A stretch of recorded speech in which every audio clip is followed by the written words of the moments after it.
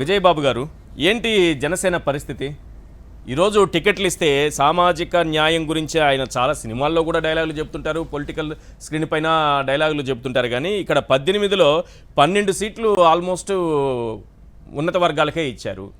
2 ఎలాగో రిజర్వ్డ్ కాబట్టి ఆ 2 వెళ్ళిపోయాయి. ఇక 2 మాత్రమే బీసీలకు ఇచ్చారు ఓవరాల్గా తీస్తే. మిగతావి చూసుకుంటే నిజంగా పనిచేసినటువంటి వాళ్ళు, సరోజ గారు లాంటి వాళ్ళు, లేకపోతే శేషకుమారి లాంటి వాళ్ళు, వాళ్ళని అసలు పట్టించుకున్నటువంటి దిక్కే లేదు సార్. ఈరోజు ఒక్కరొక్కరు బయటకు వచ్చేస్తున్న పరిస్థితి కనిపిస్తోంది. మీరు కూడా అదే పార్టీలో ఉండి చూశారు. మొత్తం నాదెండ్ల మనోహర్ చుట్టూ తిరుగుతోంది కథంతా. అసలు ఏం జరుగుతోంది ఆ పార్టీలో? పాపం వాళ్ళ ఇద్దరి సంభాషణలు విన్నానండి, నిన్న కూడా విన్నాను నేను. సార్ అయితే ఏంటంటే ఇంకా పవన్ కళ్యాణ్ పట్ల ఎక్కడో ఒక మూల వాళ్ళకి ఇంకా అభిమానం గౌరవం ఉందనిపిస్తా ఉంది. అందుకని చెప్పనే నాదెండ్ల మనోహర్ని ఎక్కువ అనుకుంటున్నారు.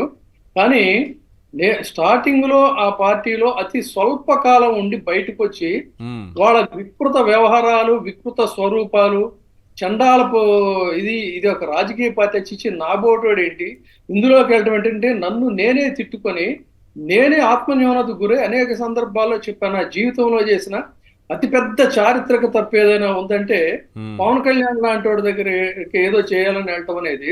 కాబట్టి అతన్ని కేవలం ఏంటంటే ఈ మనోహర్ అనేటువంటి వాడిని ఫోర్ ఫ్రంట్ లో పెట్టి ఈ లుచ్చా రాజకీయాలని అతని ద్వారా ఇతను నడిపిస్తున్నాడు తప్ప మన బంగారం మంచిదైతే వేరే ఉండనుకోవటం ఏంటి అని, ఇవన్నీ పవన్ కళ్యాణ్కి తెలియదని, పవన్ కళ్యాణ్కి తెలియకుండానే నాదెండ్ల మనోహర్ చేస్తున్నాడని ఇంకా వాళ్ళు అనుకుంటున్నారంటే బహుశా ఆ సోదరీమణుల సంస్కారం కానీ, లేదంటే ఇంకా ఆ పవన్ కళ్యాణ్ అనే వాడి మీద ఉన్న గౌరవం, అభిమానం చావలేదని చెప్పి నేను అనుకుంటున్నా.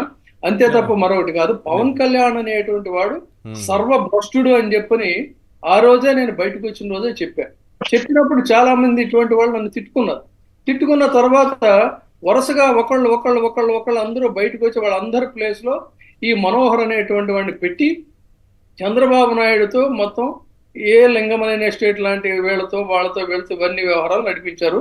ఇంకా వాళ్ళకి తెలిసింది చాలా తక్కువ. ఎన్ఆర్ఐస్ దగ్గర ఎంత దోచారు, ఎంత ఫార్మా కంపెనీల దగ్గర ఎంత దోచారు, ఇవన్నీ నేను ఎప్పుడో లాంగ్ బ్యాకే మీకు చెప్పా గతంలోనే. కేవలం ఏంటంటే డబ్బు ఉన్న వాళ్ళకి అని చెప్పని. తర్వాత ఒక విచిత్రం ఏంటంటే, మీరు ఇందాక ఒక మాట అన్నారు, 18 సీట్లలో ఒక్క మహిళకే స్థానం ఇచ్చారేంటని. అవును, అది పవన్ కళ్యాణ్ నైజం ఏంటంటే, ఒక్క స్థానంలో ఉండాల్సిన మహిళ ఒక స్థానంలో ఉండాల్సిన ప్లేస్లేనేమో చాలా మంది మహిళలకు స్థానాలు ఇస్తాడు.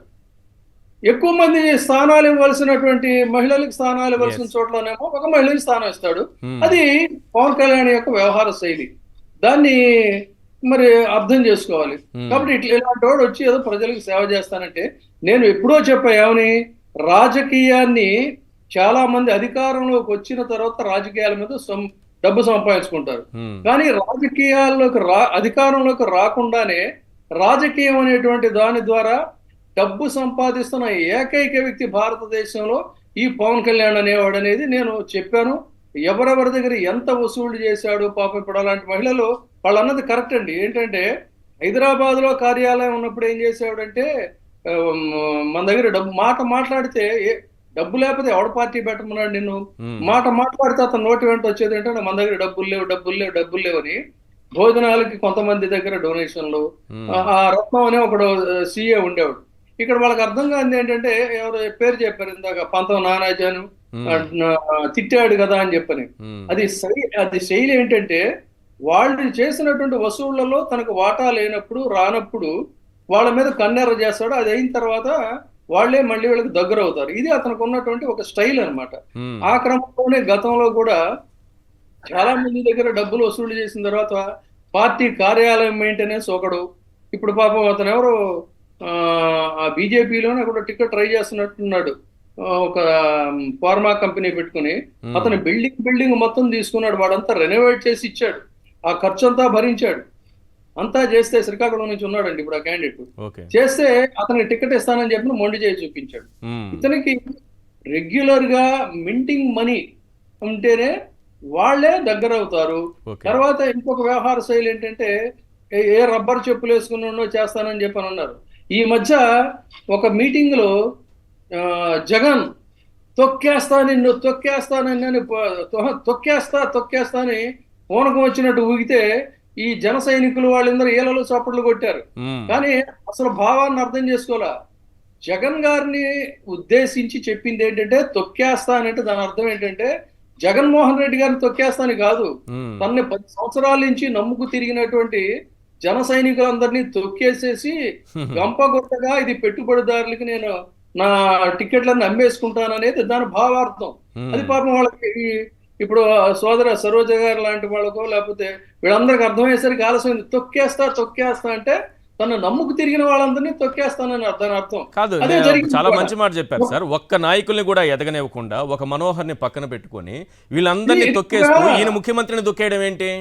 అసలు అలాంటి మాటలు ముఖ్యమంత్రి మాట్లాడడమే కాదండి. రాజకీయ నాయకుడిగా అనర్హుడు. ముఖ్యమంత్రి గారికి రాజకీయ నాయకుడిగా ఆయన ముఖ్యమంత్రి అనర్హుడు అని తెలిపోయింది. ఒక ముఖ్యమంత్రిని ముఖ్యమంత్రి గారు గుర్తు పెట్టుకో తొక్కేయడానికి జగన్, కాదు. నిన్ను ముఖ్యమంత్రి పాతాళానికి గారిని తొక్కేస్తాను. తొక్కేయడానికి అతని జన్మే సరిపోతుంది. కానీ ముఖ్యమంత్రి గారితో చెప్పాడు ఏమని తొక్కేస్తా అంటే ఎవరు తొక్కేస్తాడు అనేది వాళ్ళకి అర్థం కాక వాళ్ళు ఏమైనా సపోర్ట్ కొట్టారు. ఉమ్, తీరా చూస్తే ఏంటంటే వాళ్ళని తొక్కేస్తాడన్న సంగతి ప్రాక్టికల్ గా ఇవి వాళ్ళ ఎన్నికలు సమీపిస్తే కానీ తెలియలే.